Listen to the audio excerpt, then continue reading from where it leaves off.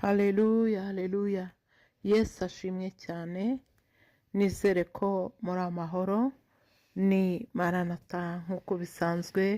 Turi mu kiganiro cyacu Noheri, isi n'amateka, aho tumaze iminsi tureba ubuzima bw'intumwa. Twari duherutse kureba ubuzima bw'intumwa Yohani na Yakobo bava inda imwe, hanyuma dukurikizaho Tomasi ari we washidikanyije igihe bamubwiraga ko Yesu yazutse.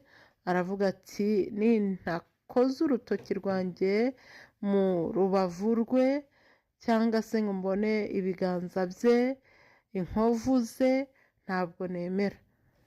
Hanyuma uyu munsi tugiye kureba umugabo witwa Natanayeli.